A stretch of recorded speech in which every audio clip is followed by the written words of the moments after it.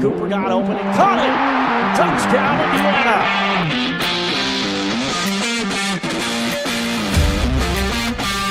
Going up the middle is Omar Cooper, and he'll walk into the end zone.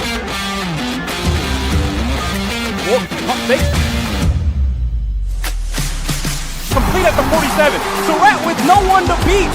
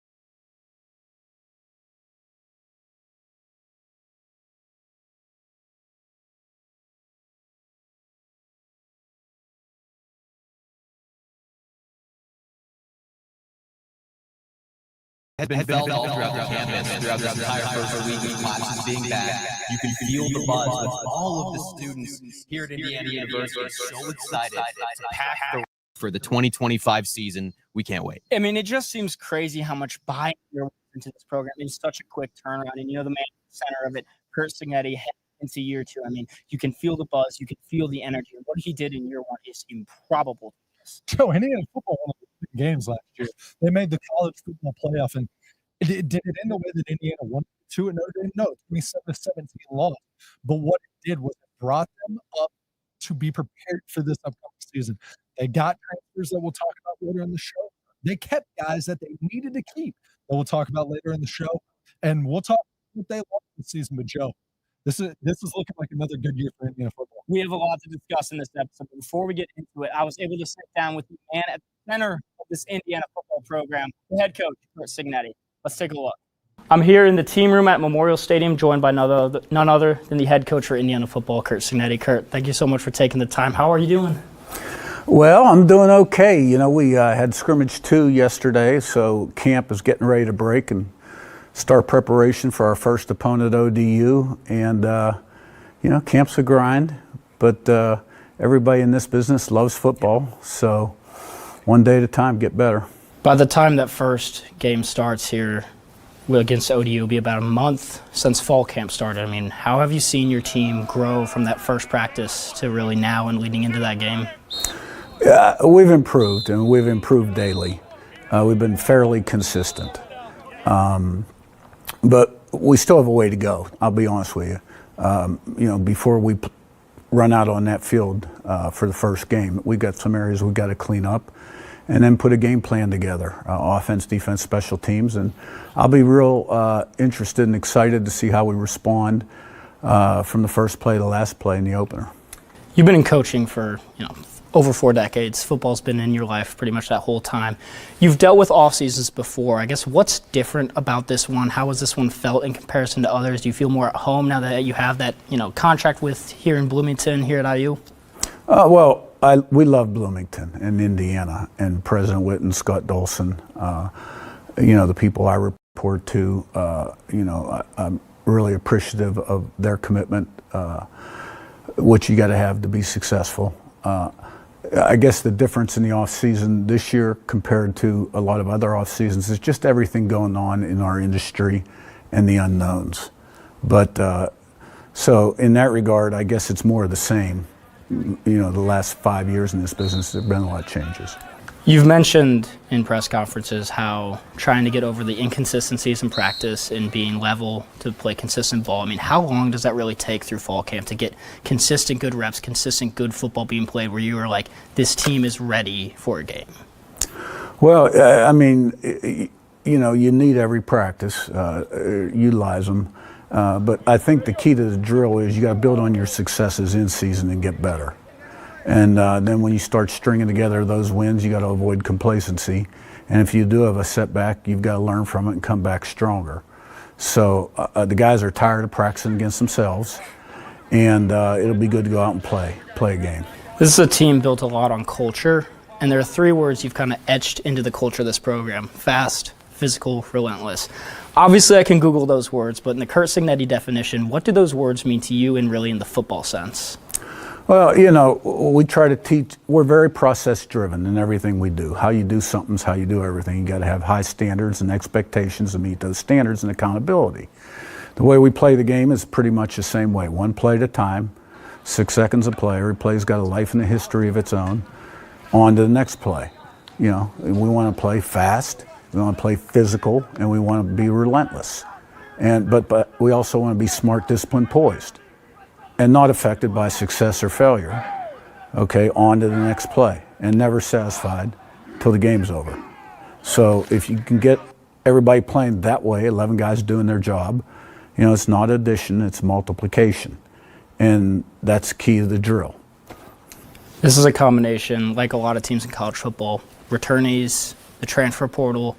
How do you feel this team embodies that culture, those 3 words, the whole mantra of this IU culture? Well, we're fixing to find out Saturday in every game after that. I do think we've made progress.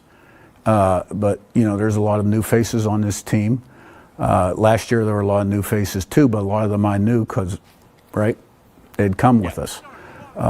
So it'll be interesting to see how we respond. You know, you learn a lot about your team, the first game, the second game, and so on and so forth.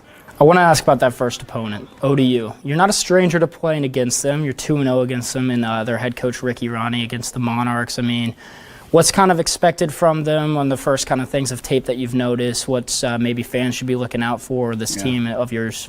Well, offensively, they're going to spread you out, wide splits, use the entire field. The quarterback's going to run the ball a dozen times at least. And they're going to try to put you in conflict. And defensively, they're a 3-3 team, but they'll bring the house. The thing you got to know about the Sun Belt only is this. ODU's beat Virginia Tech twice in recent history, opened at South Carolina last year, lost by 4 points.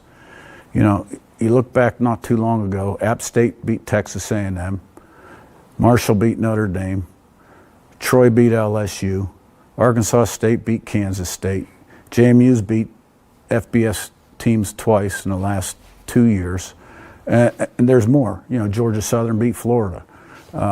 So, I mean, we have to respect this opponent, and we got to be ready to play really well because they're going to come in here wanting to make a statement.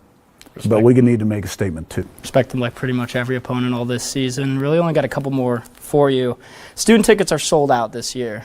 And I know last year after the Florida National game came to this podium and said fans are leaving. I mean, how much pride do you have knowing that you were kind of at the center of building this culture that students are bought in, they want to watch this team? Well, I don't think it's really about me as much as it is about the team and the program. And, you know, if you build it, they'll come. And I was really proud that the way the people showed up for the games and sold out the stadium, how loud it was. And let's get that going game 1. Curt, only one more for you. If there's anything you could say to the IU fan base, the college football world out there about this IU team, what would you tell them? It's all earned, not given. Everybody's nothing right now, 0-0. So we'll know a lot more after game 1. Well, Curt, thank you so much. Thank you for your time. Best of luck this season. Appreciate it. Thank you. Welcome back into Crimson Kickoff. Curt Cignetti always has a lot to say. This was a guy that in 2024 pretty much swept the table for the Coaches of the Year awards. Graham, overall thoughts from what Cignetti had to say in that interview? I think big thing for me is that he's the same exact guy that was on the podium at the end of the 2024 season. His mindset, his attitude has not changed at all. And that is despite there being a lot of national attention now on this program. The Indiana Hoosiers are now a team to beat. They're a team that a lot of guys want to come in and tackle instead of being the team that's going and trying to do the beating, right? This is the team now that a lot of programs are focused on. And Curt Cignetti, same attitude he had when he came in just last season, and he is as steady as we've ever seen him. Oh, I don't think it'll ever change. I think he was the same way at JMU. You saw how he was last year. He was passionate. He called Indiana the emerging superpower in college football. He's going to say the same stuff. He said some of the same stuff this offseason. Little bit of a rivalry going with the SEC. and some of the scheduling stuff, Curt Cignetti is going to be who Curt Cignetti is. And I think that's why people in Bloomington love him.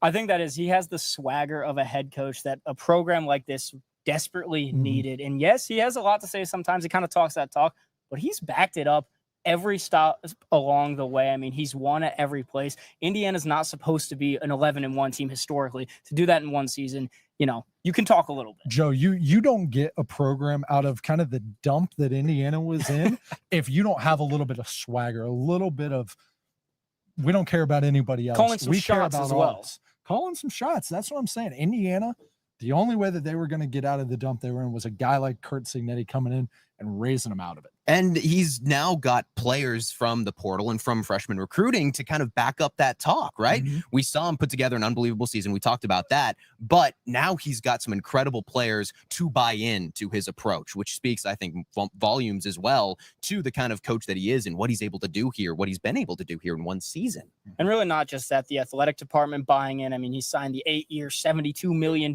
deal towards the backstretch of the season. He hadn't even finished year one, and he signed a huge extension. So it just shows that this athletic department is feeling good about, you know, their head coach, Curt Cignetti, leading this football program. We're going to take a quick break. When we come back, we're going to dive in a deep dive into what this Indiana Hoosiers team, the 2025 squad, is shaping up to be. Hoosier Nation, want a smarter take on IU sports? Then check out Crimson Cast, your go-to podcast for Indiana football, basketball, and beyond. Hosts Galen Clavio and Scott Caulfield bring you game previews, instant reactions, history, and context to make Indiana sports come alive. From the biggest moments on the field to the storylines shaping the future, Crimson Cast keeps you informed and connected. And after years of saying bring back the Bison, IU actually did it. So if IU listens to Crimson Cast, maybe you should too.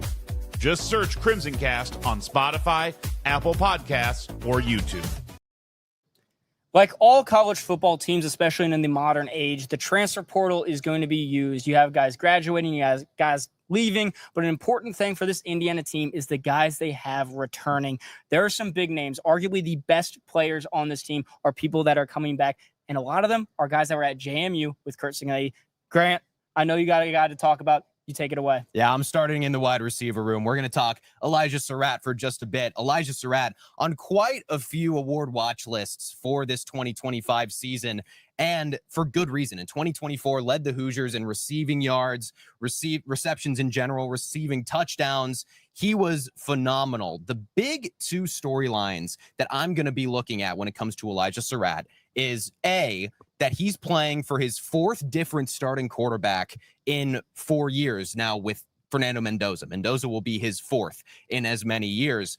That can have its positives, that can have its negatives. I think the positives are that, yes, he has proven he can come in with very little chemistry beforehand and find ways to make these relationships work. He can find ways to build camaraderie with these quarterbacks on very short time. The other side of that coin is that maybe we haven't seen the full talent and potential of Elijah Surratt because he hasn't been able to get comfortable throughout an off season and really build on things from a previous year. Now that negative may be more of a positive, right? Yeah. As he gets more comfortable with Fernando Mendoza, that might be a huge positive for this Indiana team. The other headline that I'm going to look at for Elijah Surratt is how does he respond to being in big moments in big games? In 2024, the thing that I remember most are the two drops he had late in the Michigan game that could have really closed the door on that Wolverines team, both in the fourth quarter, both had the chance to extend drives, and he made those drops. He couldn't quite bring them in.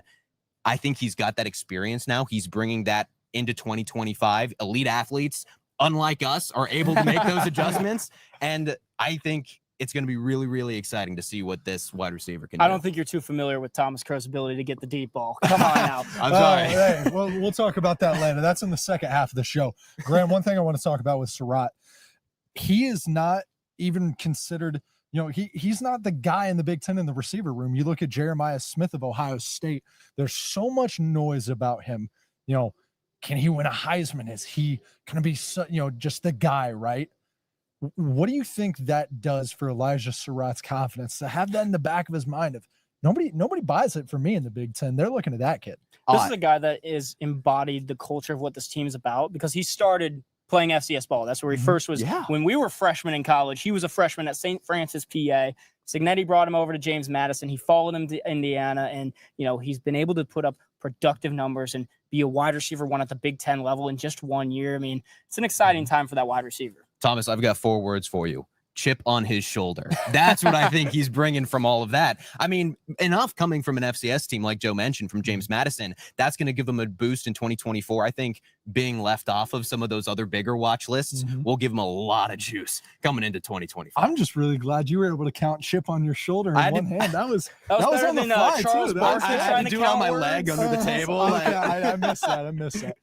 Joe, I'll go ahead into my returning player. Joe, for me, it's Aiden Fisher on the defensive side of the ball. He was the vocal leader of the defense, and he was just the leader on the field of the defense. 118 tackles. He was a Football Writers All-American last year. And Joe, it's not just the play on the field for me, the tackles, the forced fumbles, even really being pretty well in zone coverage. For me, it's what he is to the community of Bloomington. Joe, 2 things stick out to me over the summer. One, when he was talking and thinking about going to the draft, he said, I feel like I left a lot out on the field. Stats, plays, moments with my teammates. That's something I'm not ready to give up yet. He decided not to go to the draft yet.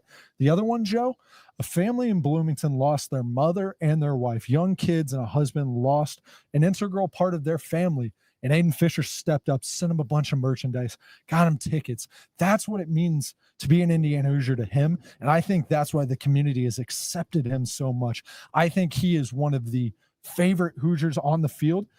And not just because of how good of a guy he is, because what he does on the field. This guy is a monster. He talked about speed and he talked about agileness on the defense, being ready to hit somebody and be physical, but also when it's time to be in coverage, when it's time to get into your zones or cover a tight end, he talked about being ready to do that as well. You hear fast, physical, relentless. You kind of think of Aiden Fisher at that linebacker spot. He was a first-team All-Big Ten linebacker in his first season with Indiana.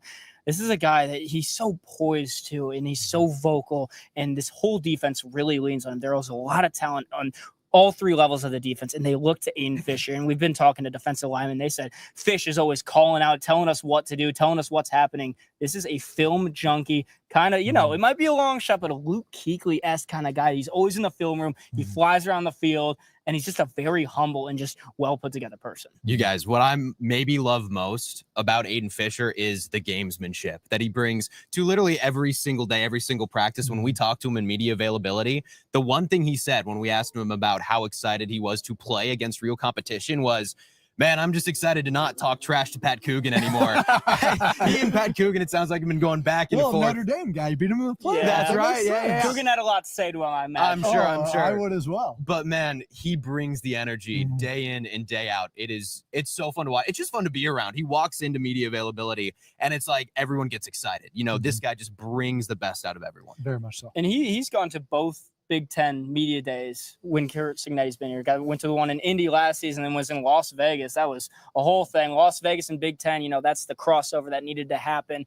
The player I'm picking on returners, another defender, a cornerback, D'Angelo Pons, really the silent assassin of that defense. He doesn't do a lot of talking, maybe to his matchup, but this is one of the most talented corners in all of college football. In the past 2 seasons, he has a 91.8 Pro Football Focus grade, which is the highest among every returning cornerback.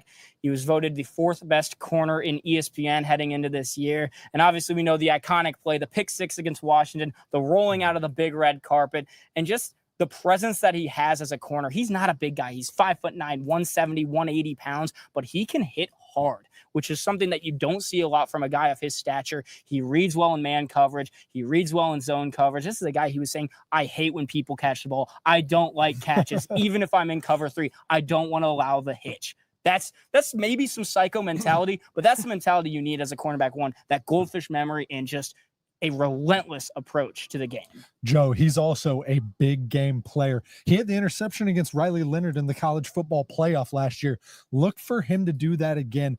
And he probably did give Indiana fans one of the coolest moments all year last year. That pick six against Washington, college game day outside the stadium. That might have been as loud as the stadium was all year. And just seeing the camera angle, the zooming out. That was a special moment, really. I feel like for any Hoosier fan that was watching, anyone of a fan of college football, seeing this story fully put together in that way. I love the physicality of the guy. Yeah. I mean, you kind of mentioned it, not necessarily the biggest, but he will hit. He will hit hard, and that also brings the crowd into it, right? The crowd sees someone just absolutely get annihilated, and all of a sudden the stadiums just roar. It is so fun to watch when he lays that down a big hit. Now, Graham, you're talking about Surratt. These two, Pons and Surratt, they go head to head. This is an iron sharpens iron. I talked to Surratt for a long time in Las Vegas, and a question I asked was about D'Angelo Pons. When he saw him come in at JMU, this little scrappy, quiet 5'9" corner. And Surratt was like, yeah, I thought I'd be able to take him. And he even said word for word that he believes that Pons is the best corner in all of college football. Obviously, there's a little bit of bias being teammates, but, I'm expecting some big things from number 5 on the defensive side. Now, obviously, we've talked a lot about returners. That's kind of the glue. That's the gel. That's the body of this team. But it's the modern day of college sports. You have to talk about the transfer portal. And, man, Curt Cignetti hit the portal hard, and he hit it well, too. And I feel like he did a very good job, landing some splashes. Graham will send it to you first on your transfer that you're looking out for this Indiana team. Yeah, I'm going to the running back room. Obviously, Indiana losing out on Justice Ellison and Tyson Lawton. Those two were a phenomenal 1-2 punch in 2024. Just the third Hoosier duo, first running back combo with 10-plus rushing touchdowns in the same season. So, obviously, big shoes to fill. And Curt Cignetti goes out, gets Roman Hemby, running back transfer from Maryland. The big thing that I really, really like about Hemby is the experience, right? 41 career games with a Big Ten football program. He has that experience. He's bringing it into a bit of a less experienced running back room when it comes to Big Ten competitive football. The other thing I really, really like about Roman Hemby is that he's not just a guy that can run the ball. He's a guy that can catch and run. He's going to be open. I think a lot of Indiana fans can remember that from 2024 when he and Maryland came to Merchants Bank Field at Memorial Stadium and made a couple really nice plays, just kind of slipped behind the defensive line, made a nice catch on a check down, and then got a few yards when it looked like Maryland was dead to rights. He is really, really good at reading a defense, finding open space, and then running with that open space. I mean, you watch him run, not the biggest guy necessarily, but man, he's shifty and he's just hard to bring down. He bounces off people. He's built. He's put together well, especially with how quick and agile he is. Right. And you said it. He hits off people and they go the other way, not him. I think that's it. I think you're right, Graham. I think Hemby is going to be a guy to watch this year. You saw what Justice Ellison did last year for Indiana. He helped Rourke in the run game. I think Hemby is going to do the exact same thing for Mendoza this year. I'm imagining a very similar approach to the run game this season with kind of the two-back split because Tyson Lawton got a very bulk of the carries. So that's where kind of Kalon Black fits in the role. And he was here last year, was dealing with some injuries, maybe didn't play as much as he wanted to, but he's able to sit behind two very experienced and good running backs. And now you're bringing in another good, experienced running back in Roman Hemby. This could be a dangerous running back tandem for this Indiana squad. I really think it is. And I really like the experience that Kalon Black got, sitting behind those guys, watching them work, but then also the experience of getting to go in some of those games, some of those less important, maybe you could say, football games. And he worked. He went to work. There were a couple times where he broke out for a huge run. He's a little bit shorter, a little bit stockier than maybe your Roman Hemby, so he's got a bit lower center of gravity. He can put a shoulder down. I love the aggressiveness that he runs with. I'd like to shout out to our executive director, Galen Clavio, for setting up some lighting. We're still getting in the workshop of this brand new live show, but I'm going to move on to my transfer, and that is Hosea Wheeler. This is a defensive lineman that's kind of flying under the radar. He's brought in from Western Kentucky. This is a guy that started his college career in 2021 at Sacramento City College. He didn't even think he was going to get an FCS offer from there. And then he went to Western Kentucky, played 3 seasons there. In 2024, he was voted to the Conference USA All-First Team. He's kind of got that great interior presence, a great lateral quickness for a guy who's 6'3", about 290 pounds. And he was brought into Indiana, and he said it felt like home immediately. He gave Pat Kuntz, the defensive line coach, a ton of credit, saying he's one of the best in the country. And we've been able to see some of those examples of defensive linemen with Indiana in just a quick turnaround. You see Mikhail Kamara, a guy we haven't even mentioned yet, his ability, what he's been able to do in such a short time. And then CJ West, a guy now in the NFL, came over from Kent State last year. But Hosea Wheeler, this is another guy that I feel like just has that chip on his shoulder. The kind of grit on what this team and what Cignetti has built and what it's all about is a group of 5 guy or a group of 6 now that can come in and make a difference. Yeah, Joe, that just goes to show what Bryant Haynes' defense can be this year. And the returners, we talked about Pons and Fisher. It took until our second transfer to even talk about Mikhail Kamara. And you're right. He's going to be on the same defensive line as Jose Wheeler. Wheeler had a dominant season at Western Kentucky, and I think he's going to bring that right back in. When you're paired with a guy like that on the defensive line, your job's easy. When you're with Mikhail Kamara, your job gets real easy. Absolutely. And it's going to be formidable as well because Wheeler's was going to be next to Tyreek Tucker at that nose tackle spot. Tucker was here last year and another JMU guy. You can just see how this team is meshing. It's gelling together because last year was so much unknown. And now they have the culture. Now they have the pieces, and they're adding guys to buff up some of those empty gaps. Yeah, I think buff up is a perfect term because in a bit of those bigger games against Michigan and really against Ohio State, we kind of saw Indiana on the line, offensive and defense, just kind of get swallowed, right? And it wasn't anything skill-wise, just physically, the Hoosiers weren't as big as the Buckeyes. And Curtis Rourke was running for his life a little bit. Nothing really that he could do because Ohio State just had those players. And now Indiana, it feels like, is kind of matching that, right? They've got those transfers. They've got those freshmen to beef up that offensive and defensive line. That's one of the reasons why I think everyone is so high on this Indiana team is because they've got those pieces, that talent that you can't teach, the talent of size, of toughness, of quickness, that is just a natural gift. To move along this transfer talk, Thomas, I'm going to let you take the reins. Talk about the most important position in all of football.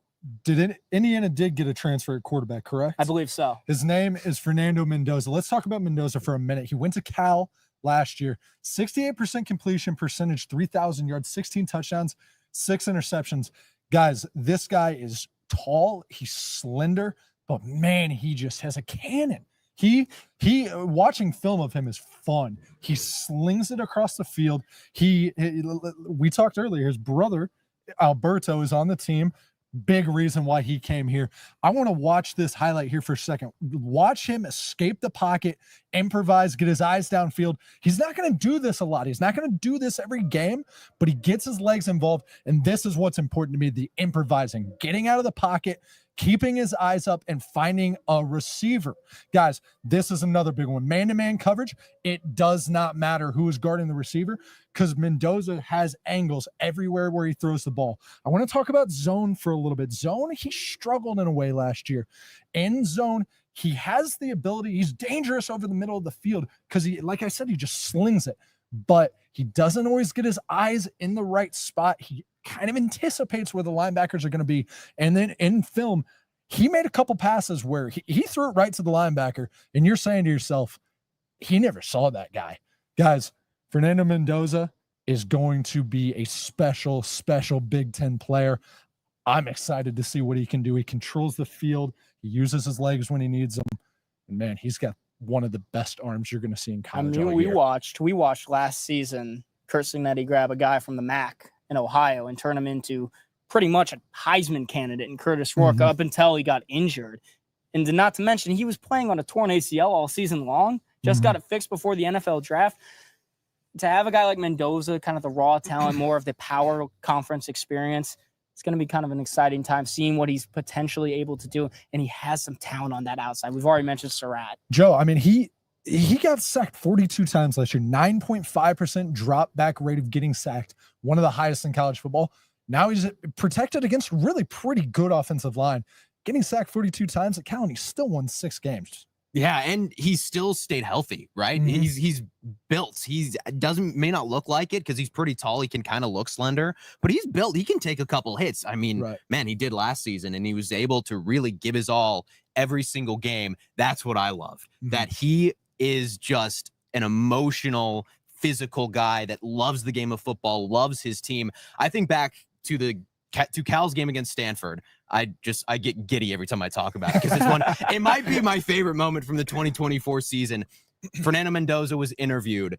I can't even begin to replicate what he said. So let's just take a listen to what Fernando Mendoza had to say after this football game. We were so emotional right now, Fernando, in this moment. What's bringing out these emotions for you? We worked so hard. We worked so hard for this. I apologize for getting emotional, but it's so hard. As an offense, we've done everything that we possibly could have throughout the summer to being down, having a close game. This has to be the most special moment in my life to date. Look around at these fans in this moment. What will you remember most from this victory today? I remember going 98 yards, my boys. 98 yards. At that moment, we told them, this is why we did the camping trip. This is why we did every Saturday walkthrough. This is why we stayed late until 9 p.m. watching film together. And so that meant so much to me to go 98 yards against a defense that's been playing great. And we ended up scoring in the clutch.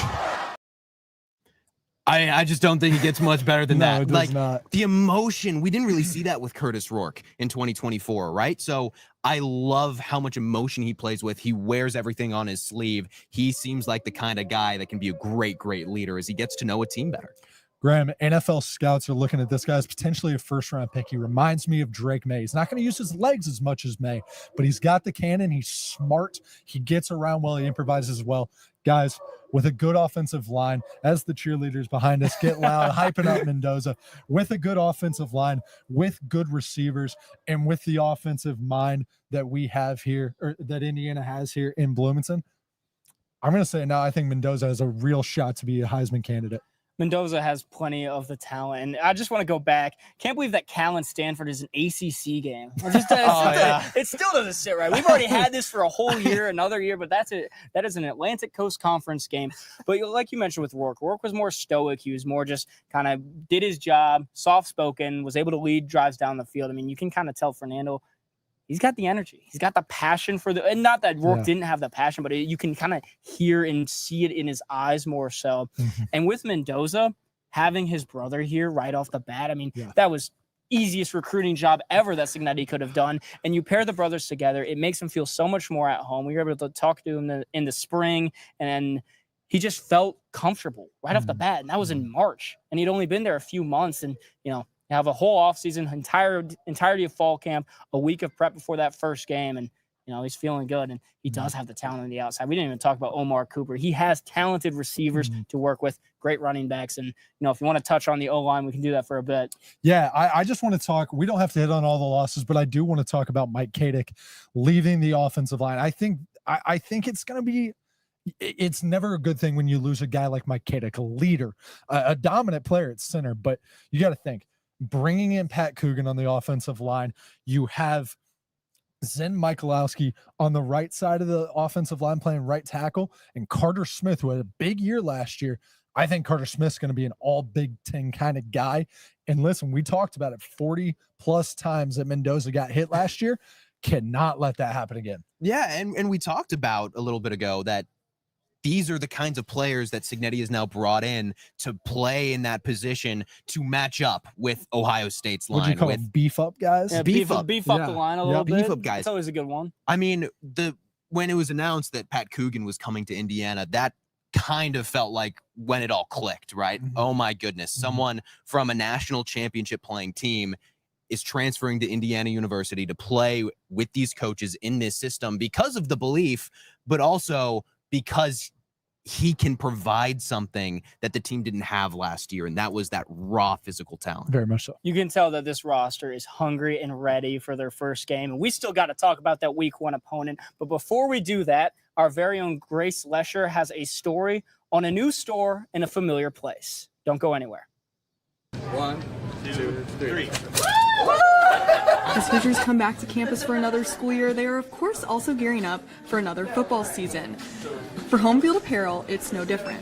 They're getting ready for the upcoming season as well by making sure that Indiana fans have unique and meaningful attire for game day. For us, it's a really exciting project because what we sought out to do is take the thoughtfulness we have in our apparel and the Bloomington first nature of our company, which we founded the predecessor to this here in Bloomington, pairing it with a Bloomington institution in tracks and making the most localized shopping experience. Homefield has built its brand on more than just cream and crimson. The company has an emphasis on telling the many stories behind Hoosier athletics. They started out of a college apartment here in Bloomington before growing into a recognized name for collegiate gear representing multiple schools. I bought a tabletop screen print press and was screen printing the shirts in my apartment. This was before it was ever licensed gear. It was just localized Indiana, Bloomington, Indianapolis themed apparel. Their continued growth has brought them back to where it all started. Homefield officially opened its new storefront inside a building that many Hoosiers may remember as a longtime Bloomington institution, otherwise known as Trax. But instead of erasing that history, they hope to continue its legacy. And there's a reason why it's not just the Homefield store. It's Homefield at Trax, because our whole initiative with what we do with Homefield is to be thoughtful, to tell the story of the school, the history of it. And if we were to come in and just totally erase the history of Trax, which has been here since 1988, that wouldn't be compatible. It's not what we do.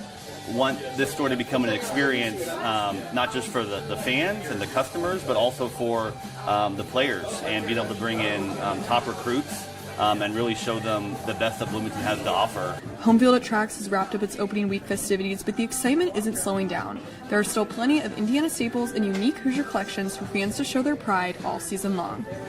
Homefield hopes to make sure that Memorial Stadium is packed with loyal fans representing not only Indiana football, but their brand. For iOS TV, I'm Grace Lesher. Thank you, Grace. Always good to see some of the news happening in Bloomington. And, you know, it might be a merch shop, but it matters so much with football because you see the way football gets better and then people want to buy more merchandise. And, you know, Homefield Apparel, they've always been booming online, and now they have a store, and they kept that Trax model, and it's good to say they still have the records in the back too. You got to love kind of the mix of the modern and the nostalgia vibes. Yeah, I loved it. I actually hadn't been in there and hadn't seen really much of it before Grace's video. How about a video from Grace, by the way? That was incredible. But yeah, the merchandise is unbelievable. I think I might go there tomorrow, get some gear. But, you know, I know my parents would appreciate having some gear from there, so might check it out.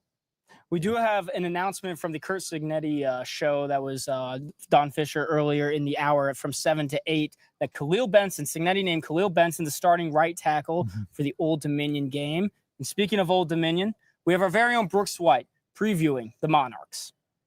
The college football season is just 2 days away, where the Indiana Hoosiers will face off against the Old Dominion Monarchs right here behind me at Memorial Stadium. Now, the Old Dominion Monarchs, they are no stranger to big-time games, but this will be the first time that they play a Big Ten team in their program's history.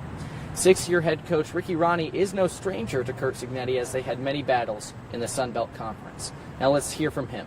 Something that I'm excited to go out there and coach, and I know Indiana is a great place to play. I mean, I've been lucky enough to coach a couple games there, and that place is a lot louder than people give it credit for, and so, you know, I know they got a great fan base, so looking forward to going out there. Year 2 under Curt Cignetti, with expectations as high as they've ever been. His debut season saw the Hoosiers finish 11-2 and earn the program's first ever college football playoff berth.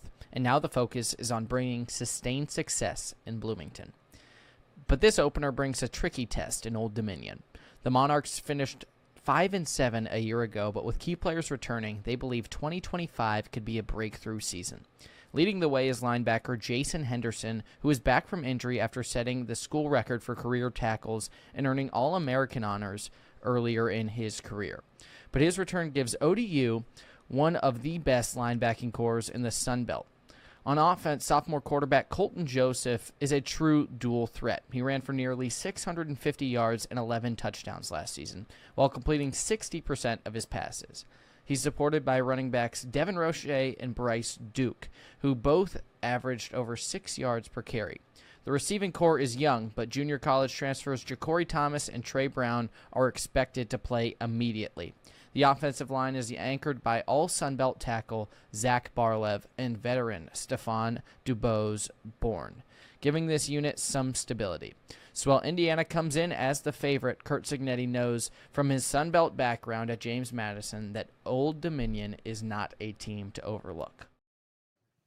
Welcome back to Crimson Kickoff. Thank you, Brooks. That was Brooks White previewing us on Old Dominion. And the Old Dominion Monarchs, they were 5-7 in 2024. They are picked to finish 5th in the Sun Belt East Conference in the preseason poll for this season.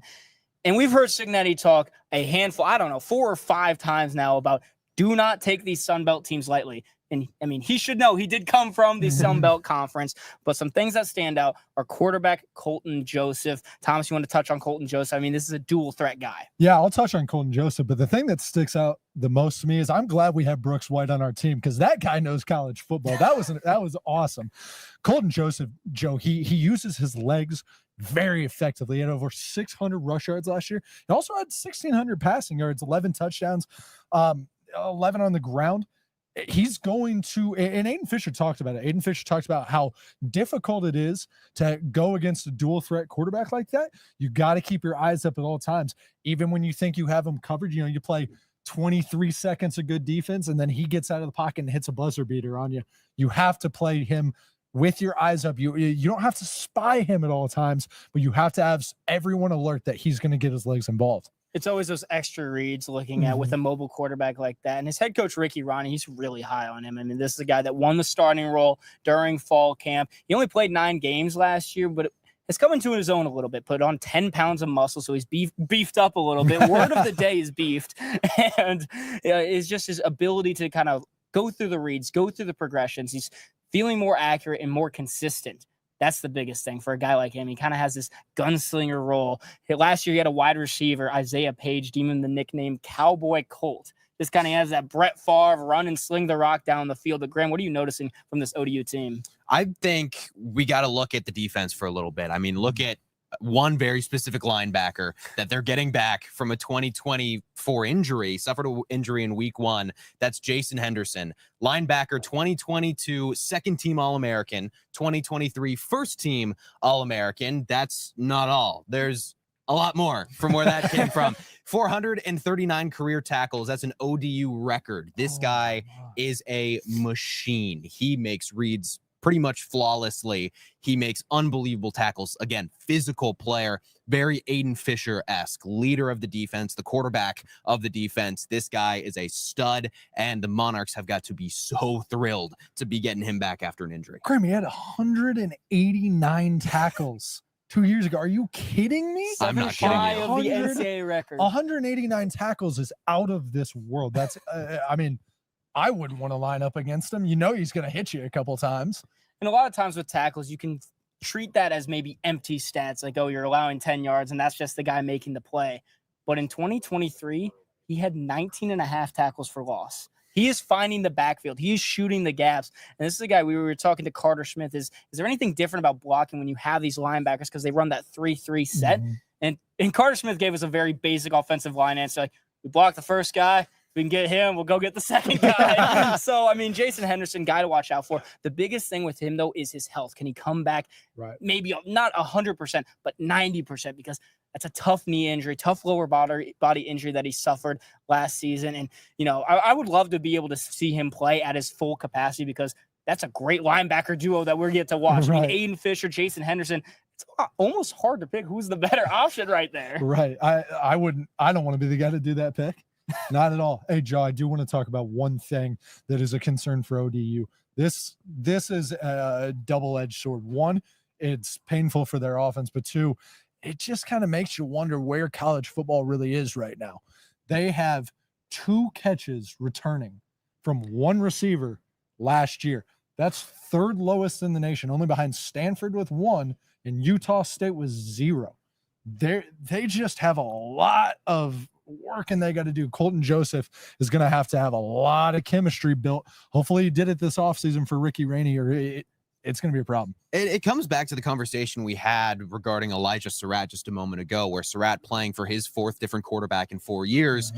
It's kind of the landscape of college football right now, which is crazy to say. But these players almost need to get used to doing that, right? Jumping to a different quarterback, being able to build that camaraderie, as much as it is absolutely a challenge and something that the Monarchs are going to have to overcome. I think you can also point to, okay, well, the players made that decision thinking it would be best for them to go to this new team, to work with this coaching staff, work with this quarterback. So there's got to be already a bit of belief there. When you can team that into a strong fall camp, there's potential that they can still come out swinging, despite, yes, statistically only 2 catches returning. That's hard to look at. And Thomas, you brought up a good point about kind of the nature of college football, and you see some of the great things that can happen from the portal. I mean, Indiana, this team last year was completely built off the portal outside of a Mike Kadick, a Carter Smith, a Donovan McCauley who entered the transfer portal after week 5. But you kind of see where the negative sides in a sense, where it's an Old Dominion team that lost 33 players to the portal last season, only brought in 14. They kind of had to scour some guys from JUCO, FCS level. And, there is talent at all levels of football, and it's really just trying to pick the right ones. And again, it's a Sun Belt conference that is competitive. They play up to their opponents. Last season, Old Dominion opened the season against South Carolina. South Carolina was a bubble playoff team. They lost by 4. They had a lead. They had a lead with 6 minutes to go, and they fumbled inside their own 20. And it's just moments like that where, you start a season like that. I mean, South Carolina isn't even mentioned to make the college football playoff if they lose that game to Old Dominion. Absolutely.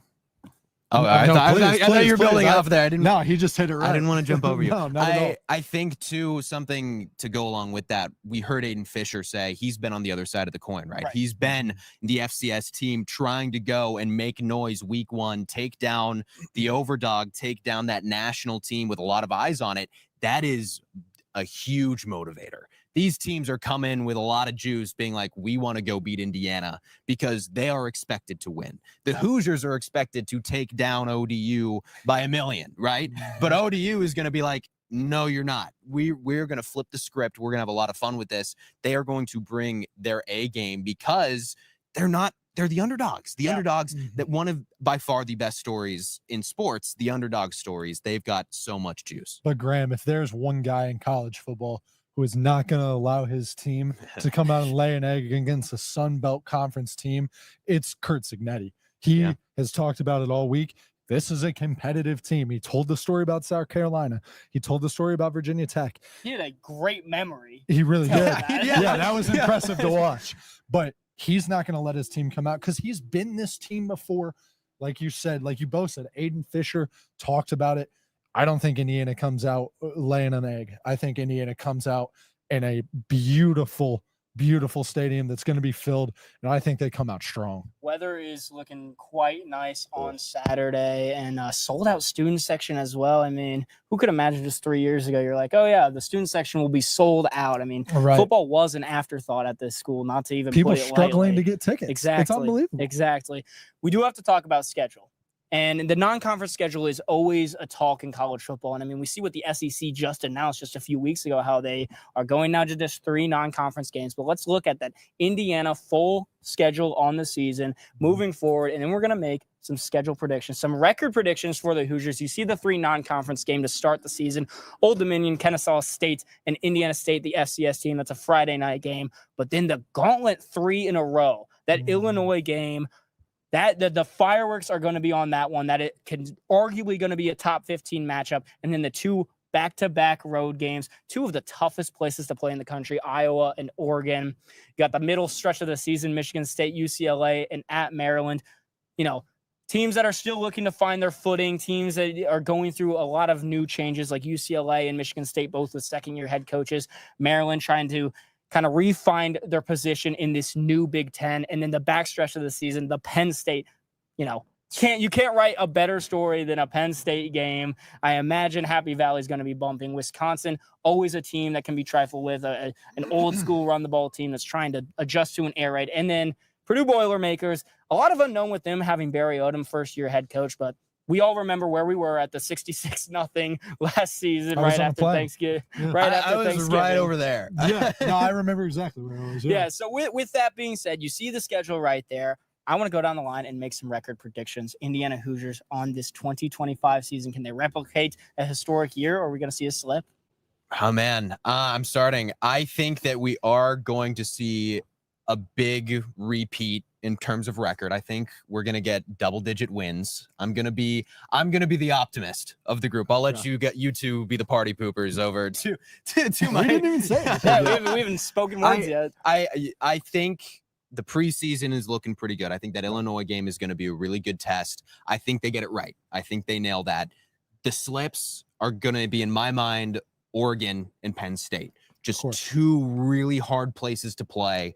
Oregon, a phenomenal football team. Penn State, a lot of hype surrounding them with Drew Aller coming back for another season. Even James Franklin, a lot of hope that he can maybe get some things right again this season after going to the Big Ten championships and the college football playoffs. But I think those 2 games are dropped. I think other than that, though, I think Curt Cignetti gets Fernando Mendoza and this beefed up Indiana Hoosiers 2025 team to 10 wins, double-digit wins for a second straight season. I love how we're still rolling with beefs going on. Well, Graham, you hit it there. You say 10 wins, and you're like, it might not be the season the Hoosiers want. They're only going to win 10 games. How goofy does that sound? Yeah, right. It's unbelievable. I think I'm going 10.5. I'm going to take the easy way out and say that they might win one of the 2 away games. They might win Oregon or they might win Penn State. I'm taking the easy way out. I think those are going to be 2 really tough games. And Indiana hasn't proved, this Indiana Hoosier team under Curt Cignetti hasn't proved they can win on the road yet. Yeah. Win a big game on the road, that is. Lost to Ohio State, lost at Notre Dame. If they want to prove that they're the emerging superpower in college football, you have to win in Eugene or at Penn State. I think even before that, you have to win in Kinnick Stadium in Iowa City. Yeah. That is a tough place to play. Iowa, in the last 15 years, has not been a bad football team. They've even been top 10 in recent history. They're always competitive. They're one of the toughest environments. They will slow the game down, and that's why it's so tough for me, because I want to sit here and say, oh, they're not going to be able to go on the road and win. But I got a hot take for you. I think they go 10-2. They win at Oregon, but they lose to Wisconsin at home. Oh, wow. I think they slip up. I think they start red hot Billy on Edwards the season. Jr. And then Billy Edwards Jr. Who they beat last year. Yes, who they beat last year, but I think Luke Fickell is starting to figure some things out. Now, before we wrap up, the Old Dominion game, a 2:30 kickoff here at Merchants Bank Field at Memorial Stadium on FS1. Predictions, score predictions for week 1 of the season. We've both had to start. I'll start. Fine. I say Indiana wins. I don't think it's a crazy blowout. I think they get 41 points. I think Old Dominion gets 7. And I think Old Dominion scores first. In whatever fashion it is, I think Old Dominion scores first. I think the first couple drives is shaking off the dust, getting the rust off the belt. Football's being played again. So it's, we saw it at Farmageddon last week. Like, that was chaos. I know it was wet, but that was chaos. Joe, I'm going to go opposite of you. I think that Indiana is going to come out and Coach Curt Cignetti is going to have them put the fear of God into them, really, and say, hey, if you don't come out strong, you are going to lose this game. I think Indiana's up 21-zip. 14-zip after the first quarter, and I think they run away with it. I'll go 52-10. Wow. Joe, I don't hate the prediction that ODU is going to score first. I really don't hate it. I also think that it's going to be a little lopsided. I'm going to take 50. A 50 burger. That's a lot. Yeah, that's a lot I'm first thinking. game. I'm thinking 51-6. Oh, 6. Okay. 2 field goals or a missed PAT? Okay. I thought about saying a 51-2 just to mess with you guys. Safety? Safety? No, I think it's going to be 51-6. I think ODU, I agree with you, Thomas. Actually, I think that Curt Cignetti is going to have this team ready to go, beefed up, juiced up. That's beefed up. You got it on the mind now, Joe. You've got that term in my head. I think that they're going to be really juiced. I think they're going to be excited. I think it's going to be tough for the Monarchs to get in the end zone, but I think they're going to, get into field goal position and make a couple. Well, we've gone from the sun setting here in Bloomington to kind of our campfire story vibes here at Merchants Bank Field at Memorial Stadium. That is going to wrap up our very first episode of Crimson Kickoff. For Graham Nash, Thomas Crow, and our entire production team, I'm Joe Cronin saying farewell. We'll see you next Thursday here as Indiana takes on Old Dominion on Saturday at 2:30 on FS1. So long.